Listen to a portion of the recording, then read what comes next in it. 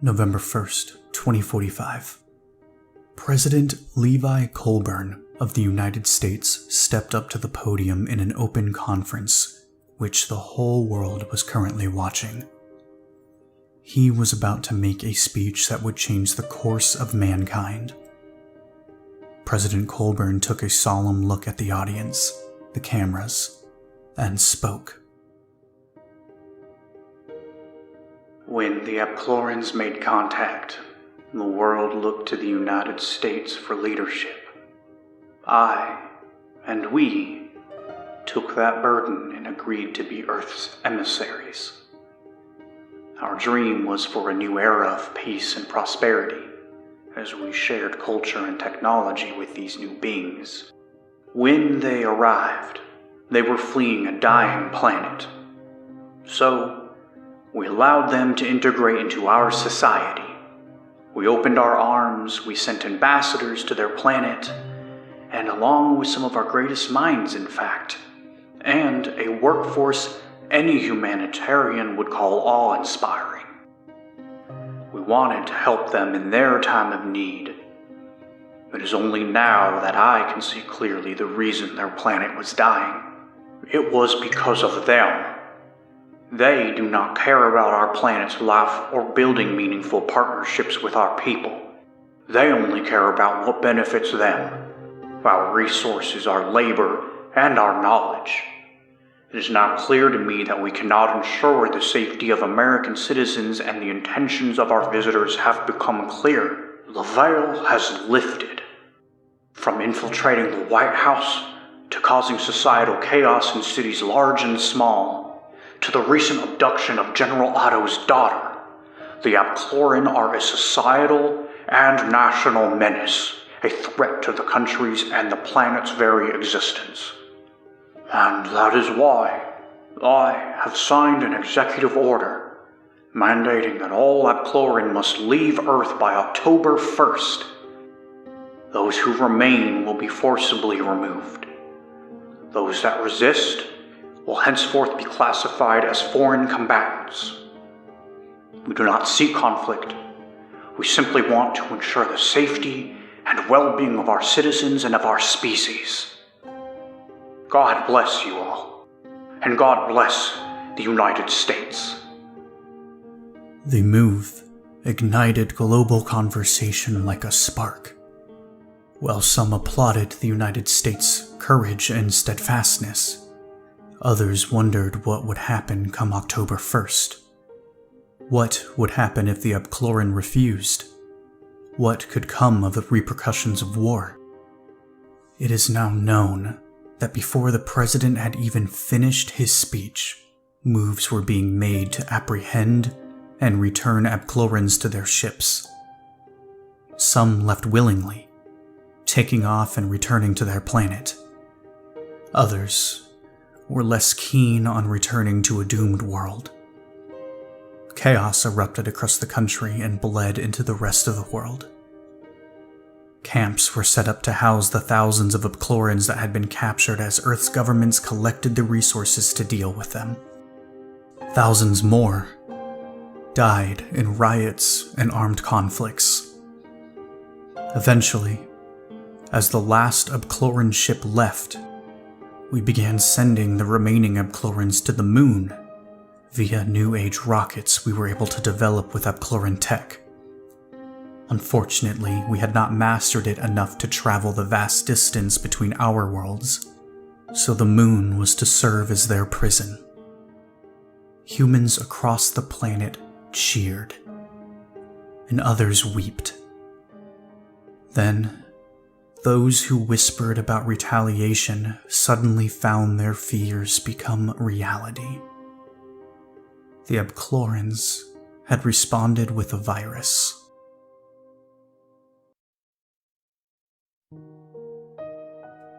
The virus was named Echo, after the eerie way it seemed to spread throughout populations, always one step ahead of those trying to stop it.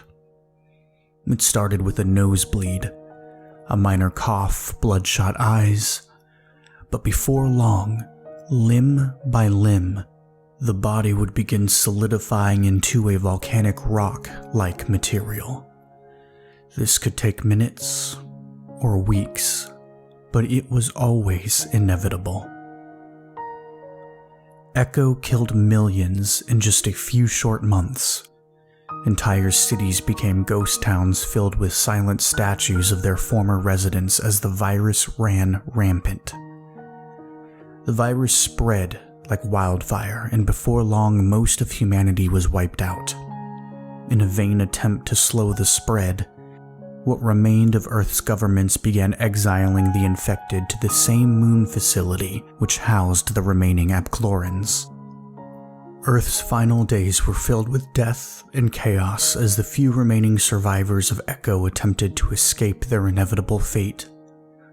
Those that didn't die from infection died by gunshot or blade in riots and armed conflicts over food and supplies. People fighting for scraps in a world that was already dying. The Apchlorans had released Echo on Earth as a final act of vengeance. Their planet was doomed and they wanted to take us down with them. In the end, we all fell victim to their plan.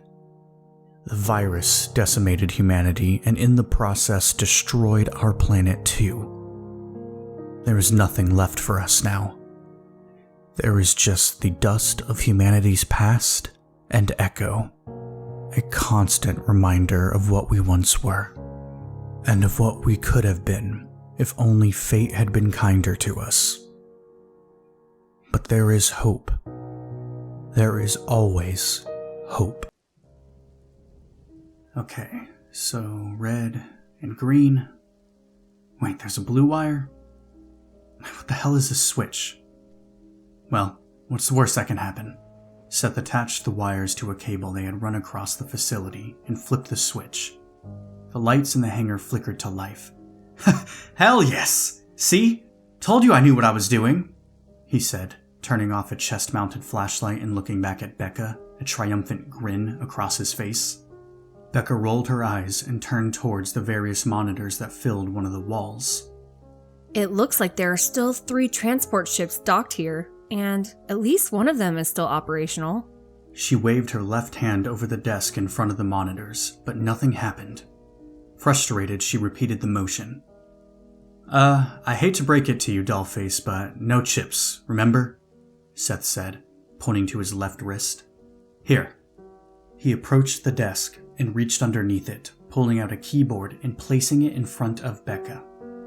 Guess you gotta slum it like the rest of us have been for our whole lives. Becca pursed her lips, looking down at the physical keyboard that sat before her. She began to raise her hands to the keyboard, before stopping and slowly dropping them to her side. Seth watched the look of defeat, no, a look of loss wash across her face. He stepped forward, placing a hand on her shoulder. Here, it's okay, let me. Becca shrugged him off and raised her left hand to the keyboard. I got it. You don't even know what you're looking for. She began typing slowly, but deliberately. After a few moments, she stopped and a small machine activated across the room. Okay, so that's our ticket out of here. We fuel up the ship, use that card to access it, and then we are home free. Seth stared out into the hangar absently. Home free, huh? After all this time, do you think there's even a home to return to? There has to be. I mean, why would MSEC abandon this facility if they had nowhere to go? It's been months, though, and no one has responded to our communication attempts. Why would they? Why would they care about what happens to us? We were all either criminals, aliens, or busts. Yeah, but the very fact that we are communicating, after all of this time, doesn't that surprise them? I mean, we should be dead. We should all be dead. We're still here. You'd think they'd want to find out why. Becca shrugged. Maybe they only use a handful of frequencies these days. Who knows? What I do know, though, is that we can't be the only ones who beat this thing. Someone is down there, somewhere. And we are about out of supplies here. There is no other choice, Seth. We could stay here. We got booze, and I can keep you entertained, he said with a smirk. Please. Drunken escapades with you is not how I want to spend my final days. she said. Seth put his hands to his chest in an ouch, that hurt my heart gesture. The door to the control room creaked open, and a large, 8-foot figure ducked in. Its torso turned sideways so its broad shoulders could fit through the doorway. Due to their size, Apchlorans always had trouble navigating human architecture. "Hey there, big guy," Seth said, as the Apchloran straightened up before them.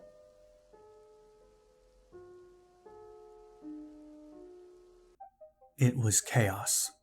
But then again, so much of his life was chaos anyway, that it almost seemed normal to Seth. In fact, it seemed off when things were quiet, so the way the crew had to scramble to get the rickety ship down to Earth felt more like home than any of those peaceful hours beforehand. You know, it wasn't supposed to have actually worked. He was so used to things just going to shit again and again and again, that the fact the engine powered up felt unreal. Moments before, the hangar had appeared on the screens before them, dead and silent like the rest of the moon base. When Becca typed in the right commands, her left hand working both awkwardly but with determination, it had almost looked like a dust devil had invaded the hangar. Dirt, debris, and moon dust kicking up in a cloud that looked too big to be real in an enclosed space. But as it began to settle, they could see the red and green lights of the transport ship visible through it all. Those lights, green and red like Christmas, two spots of color in Seth's gray reality. He still could barely believe it. Holy hell, we might actually be getting out of here. Becca hadn't seemed to believe it at first either. She stared at the screens and her handiwork, the transport ship humming reliably, unmoving. It was only because Seth spent so much time watching her that he noticed the muscles of her right shoulder tensing, trying to lift her dead limb for only a brief second before her brain recalibrated and she lifted the left hand to rub her eyes. As if the ship might disappear, like a mirage in the desert. Seth did the same, bursts of color popping behind his eyelids, but when he opened them again, it was still there. It was still there. "We've got to go," he blurted out finally, looking from Becca to Abe and then back again. "There might be other stragglers hiding somewhere, so let's get moving." Becca looked around the control room, making a small, scared noise in her throat. He would never mention that he had heard it, and she would never admit to it, but it tugged at his heartstrings. His strong girl, standing on the precipice of escape, still felt a little nervous. "I get it," he told her, but only in his mind. "I'm scared too, but we've got this, I promise." Out loud, he spurred the two of them into movement, and then they were sprinting to the hangar, Becca clutching her dead arm with her living hand so it didn't thunk against her body as she did so. It wouldn't have mattered though, because it was all drowned out by the sound of Abe's enormous frame and feet pounding into the ground as he followed, sounding like a mobile earthquake. Normally, he would remind the big goon to be a bit stealthier, but what did it matter now? They were on their way out. Fuck everyone else that might be scuttling around this place. The three of them had worked for this, given it their blood, sweat, and tears. Seth wasn't one for charity, and today was no exception. "Especially today, damn it. This is our victory. Everyone else can rot." The transport ship wasn't anything to write home about. Big and boxy, it sat next to the identical transport ships that wouldn't power on. A last, ugly chance at escape for Seth's tiny crew of 3. He'd take Big and Boxy no problem, as long as the thing was reliable. Although, looking at it up close, with some of the panels peeling back exposing dry, rotted innards, Seth decided even reliability might be pushing it. He adjusted his expectations and figured that salvageable would be just fine too. He watched Becca try to pry a manual control panel on the side of the ship open with her one hand. Cringing until he couldn't take it anymore, Seth shouldered her aside and opened it without a word. She watched him, but also kept her opinion to herself, simply stepping into Seth's place once the small cover was removed. She flipped a few switches until the hatch on the back of the ship creaked, lowering slowly to the ground. The ship was so ramshackle that the hatch jerked open and descended on steel wires, like an old castle bridge. But Seth wasn't about to complain about the engineering of the ship that was about to get him back to Earth and off this fucking dustball. Abe watched it too, his odd face expressionless and bored, which wasn't out of the norm for their hulking companion. He was the epitome of the strong and silent type, arms crossed over his bare chest, the interlocking gray-blue plates that made up his skin blending together. Back when his people had first landed on Earth, there had been a lot of comparisons to the spiny bush viper, the way those otherwise flat plates glared out on their faces. But that had all quickly been dismissed. Apchlorans, at first, had been respected as persons, and animal comparisons weren't polite. In the end, though, Seth thought snake comparisons were probably some of the kinder descriptions of the alien species. Finally, the door hit the concrete ground in another puff of particulates, and they boarded. Seth entering last and hitting the button to close the hatch again once they were inside. The interior of the ship looked similar enough to the outside, vaguely grimy and roughshod, but none of them were looking for a luxury ride home. The engines were equipped with the same spacefaring technology humanity had stolen from the Apchlorans, and if all went well, they would be home in less than 3 hours. Seth's gaze slid over to Abe. Well, most of us will be home anyway. He still wasn't sure why their Apchloran companion was so set on returning to Earth with them, but he was glad for it. They had bonded, the one-armed mechanic, the 8-foot alien, and him, and he wouldn't have left without both of them by his side. Becca, he knew, needed him the same way he did her, even if she would rather kick him in the shin than admit it. And even though Abe didn't speak, he made it clear enough that he was with them to the end. It had been rough, surviving this entire time, but they had done it as a team. The prison had been as awful as any Seth had had the pleasure to spend time in, but even from the beginning there had been this fractured nature about the place. Like he could see the fault lines from the moment he had arrived, and knew it wasn't long for existence. As things started to degrade, gangs started to pop up, and at the same time the guards began to let the rules of how they were supposed to run the prison slowly slide away. What were once threats of violence became real, and Seth spent many a night nursing a black eye or bruised knuckles. But the ensuing craziness had an upside too. The men's, women's, and Apchloran blocks that had been kept strictly separated at first slowly started to bleed together. Fights broke out. Couples could be found in clandestine meetups in the back of cells, and even more common, bodies were discovered dead, battered, and bruised. While sex and murder appealed to Seth in the most primal parts of his brain, that wasn't the type of man he really was. He had pulled Becca out of a mob of prisoners, hell-bent of the idea that she'd infect the lot of them if they didn't end her, and in turn, the Apchloran that he and Becca eventually dubbed Abe had physically lifted 2 guards off of him during a later scuffle, shaking the malnourished human men like rag dolls and tossing them aside. Sam had been cuffed, and he was sure it was the end for him, as fist after fist cracked into his jaw and temple. But then there was Abe, a gargantuan guardian angel. 3 misfits, stronger as a whole. Now that they were on board, things moved in a more streamlined fashion. Although they had been working as a unit for some time now, this was the first time that they would actually be piloting a ship together, not just talking it over or practicing. So the 3 of them managed it without any real effort. They moved around in between each other in some intrinsic dance, the only ungraceful thing about it being Abe's steps shaking the whole craft at times.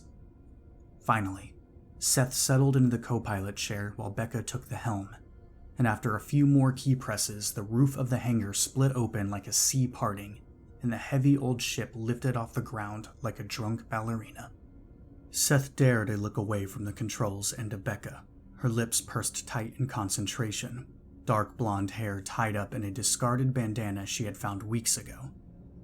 There was a flush over her cheekbones, probably from how hard her heart was beating, if it was anything like the way his was pounding out of his chest. They were all unnaturally pale from the wan LEDs and lack of real sunlight on the moon base. Even Abe seemed more silvery and milky cobalt instead of gunmetal and smoke. But of all of them, Seth couldn't help the errant thought that Becca carried it better than most. They didn't speak as the ship rose into the sky, and he had to resist looking down at the ruins they had occupied for so long. Seth kept his eyes on the black, star-studded sky, and after what seemed like hours, the ship pivoted forward, and Earth was the only thing any of them could focus on. We're actually going back, Becca breathed, her awestruck voice seeming out of place with her almost mechanical movements as she checked gauges and screens, the fingers of her left hand clicking across the dashboard. I can't believe we pulled this off. Oh, ye of little faith. Right, Abe? Seth chuckled. Rude, Becca said, deadpan. So, now that we're en route, let me see if I understand the plan correctly. We head into Phoenix, and if we get split up, meet at Quicksilver Tavern, right? Find work, whatever? She chewed on her thumbnail for a second, looking unconvinced. It's kind of a crappy plan. Well, we don't know exactly what's waiting for us down there. All we've got to go off of is what the last batch of prisoners said. And the most important thing is that Phoenix is still standing and functioning, for the most part, I guess. If we can make some cash, that's better than no plan at all, don't you think? I guess. She considers his words, but still doesn't look like she's sold on the idea. Technically, we're fugitives, so that works against us if the government is also intact along with the city. Abe makes another gravelly noise, this time in agreement with Becca, but Seth waves them both off. Even if there is some semblance of law enforcement kicking around, I think they've got bigger things to worry about than 3 petty criminals. Like, for instance, I don't know, the world ending? I still think this plan sucks, but I guess we don't have anything better to do than play it by ear. She sighs, but there's an edge of anxiousness in the sound. He knows how she feels. He feels the same way, even if he'd never admit it out loud. From there, the crew of 3 works in relative quiet, only talking about more mundane topics like what they had missed the most while imprisoned, and where they'd like to go once they'd established themselves. Abe was listening closely, but offering nothing but shrugs and other bits of body language to tell them where he stood on certain topics. The Epcloran eventually took a seat on the floor, too big to fit into any of the chairs, and simply absorbed the conversation happening around him. Seth considered him a friend, but he was certainly the strangest friend Seth had ever gained. After some hours, the control system lets off a low, droning alarm, their signal that they're approaching low Earth orbit. Seth and Becca work to give the engines the extra oomph they need to break the orbit and begin the descent planetside. But they're barely halfway through the protocol when the controls freeze underneath their fingertips. What the hell? Becca snaps, trying to force the ship to respond. Power is still up, but nothing is moving. It's like time has stopped. Then, like a storm cloud on the horizon, they see the white and silver military ship, clean, sharp, and vaguely bottle-shaped. It slides into view on the right side of the transport ship. Becca sees it, looks down at her hand clasped on the controls, and slowly lets go. The military ship has remote access to the transport ship, and they're frozen in place. Understandable since both were government-owned crafts, but it's cold comfort, their destination floating beneath them so closely. Seth's stomach churns, jaw clenched as he realizes what this means. Either back to the moon, or back to a cell Earthside. Either way, he wasn't free, which made the whole ordeal pointless anyway. A voice crackles through the communication unit, and an oddly familiar voice filters through. This is Carson Dawson from United Earth Space Defense. Our scanners indicate that you are piloting a stolen ship, and we have taken control remotely of the vehicle. State your name and intentions. The initial fear on Becca's face changes quickly to annoyance, but it takes Seth a second to catch on to what is happening. Then the name registers with him, and he scowls too. Memories of the tall, skinny guard, his overbite pronounced and yellowed as he smiled down at Seth, viciously kicking him in the ribs despite the handcuffs making him helpless. Just hearing his nasally voice made Seth's side ache, and he unconsciously rubbed his sides, letting Becca answer the summons. She leaned close to the comms before speaking up. We're a small crew from an abandoned portion of the moon base. There was no choice for us. It was either leave or die. Look, the reason for the theft is irrelevant. Am I to understand that prisoners are on board? Becca hesitated, unsure of how to answer. Seth unbuckled himself and stepped behind her, hitting the comms button to respond himself. This is just a song and dance, right? There can't possibly be any reason to worry about shit like this when the world's gone to hell, right? Just let us go, man. Negative. Negative. Secure yourself, criminals. We're bringing you down, and you'll be processed from there. He lowered his head, unkempt hair flopping over his forehead. When everything comes down to the wire, Carson, being a bootlicker isn't going to get you anywhere.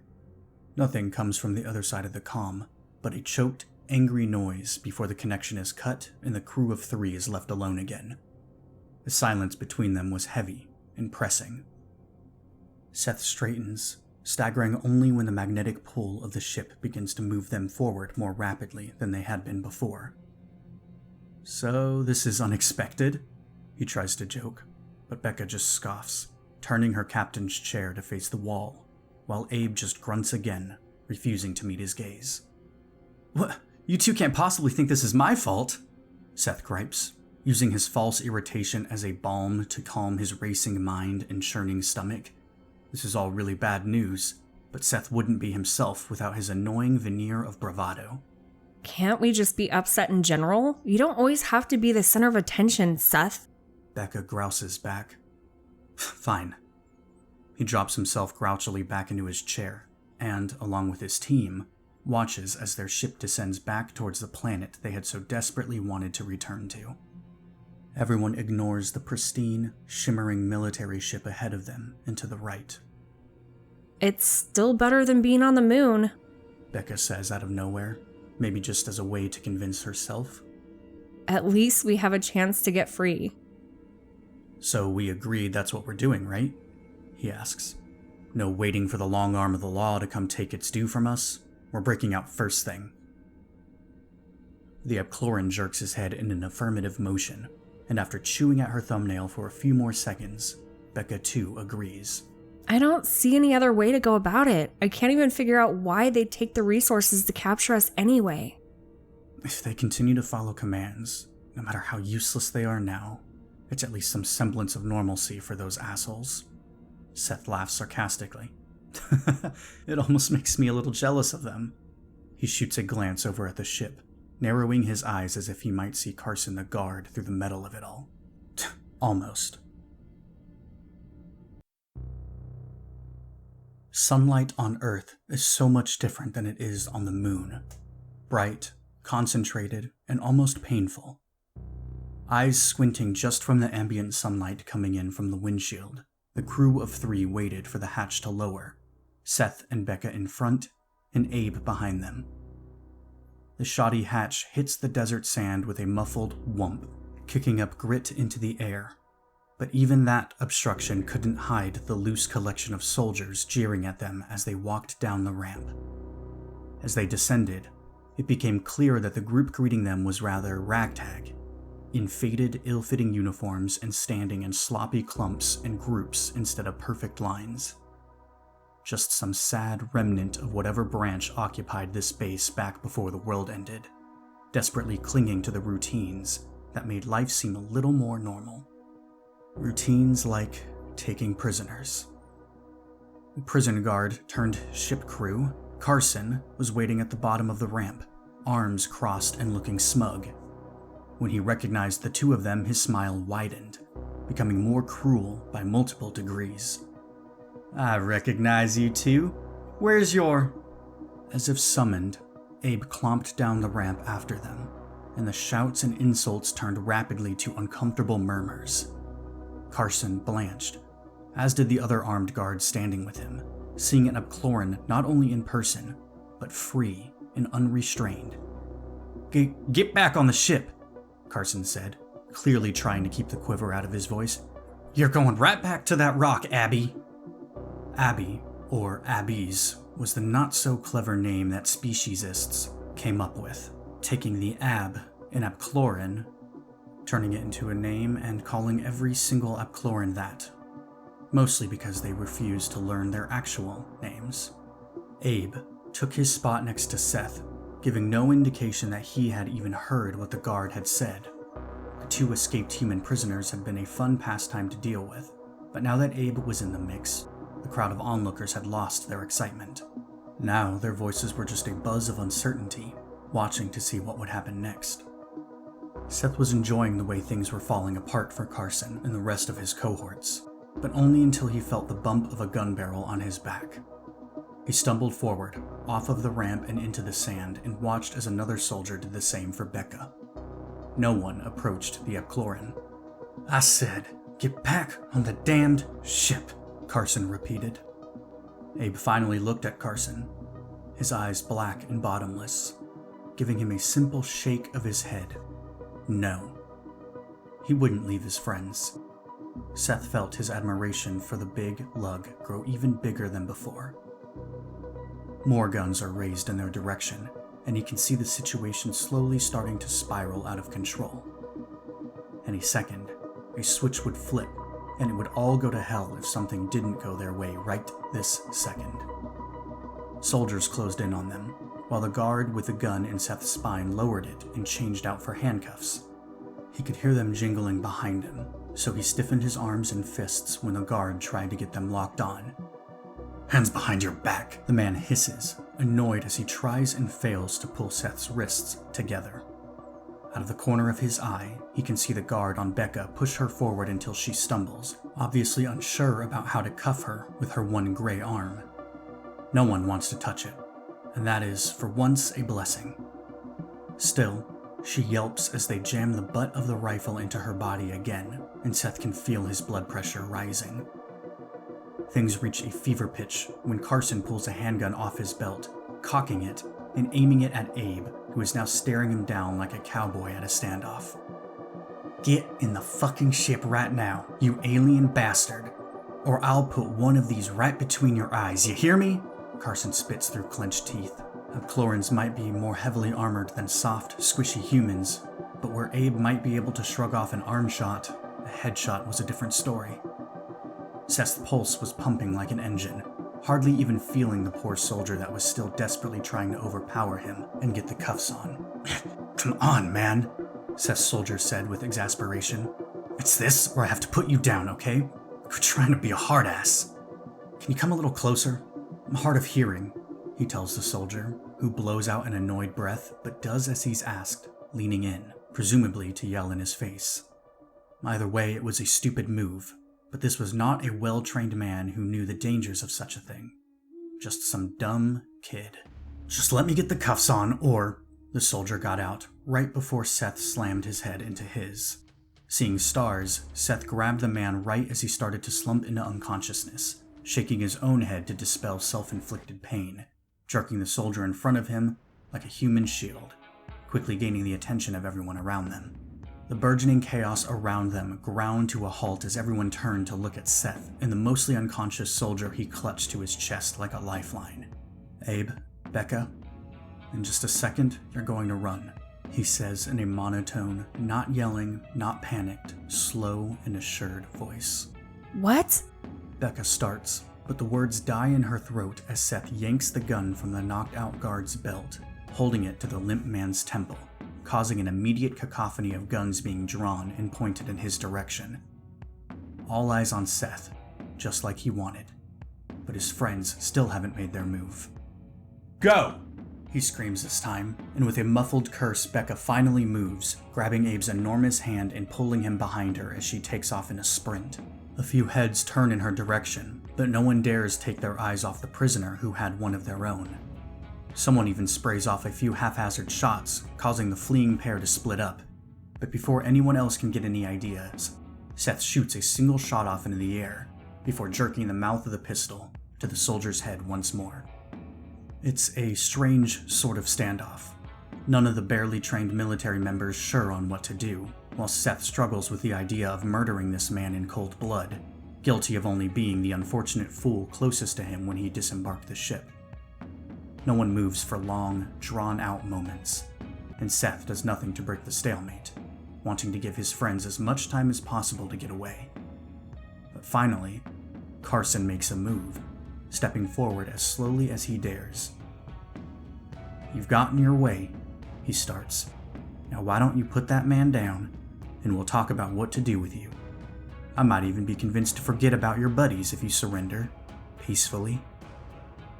He can feel the disappointment rising up in him, almost like acid, knowing that he was separated from his group already.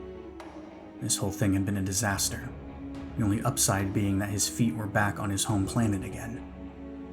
Still, if he was going to be alone, or worse, back in jail, then what even was the point? Losing Becca and Abe already stings. It makes him feel like a loser, like a failure. It's not too late, he tries to tell himself as Carson continues to advance. I can still make something out of this. I can. Mind racing, breaths wheezing, in and out faster and faster. Seth makes a decision he will later look back on as moronic. Dumping his one trump card, Seth pushes the unconscious guard away from his body and towards Carson as hard as he can. The dead weight of the man hits Carson full force, who then stumbles backwards trying to catch him. At the same time, Seth flees, the sound of dozens of feet following him too close for comfort. He had won himself maybe half a second with that trick, but it wasn't going to be enough. He was sure of it almost immediately, but he almost thought he could see two dots in the distance, disappearing rapidly, but still close enough to reach if he only could run a little faster. Like the sting of two wasps, the taser prongs hit him between his shoulder blades, immediately followed by a paralyzing wave of electricity, coursing through him like liquid pain, infecting his every nerve. It hurts like nothing ever has, but besides the pain, it takes control of the body away too. Finally, defeated, Seth falls to the sand, the shock making it impossible for him to even cry out. He hears the heavy footsteps of the taser wielder behind him, but right before the second course of electricity hits him and drags him into unconsciousness, he's able to see two sets of footprints already being brushed away by the wind. One large, the other small. And right as they disappear for good and the shock hits him, Seth grins.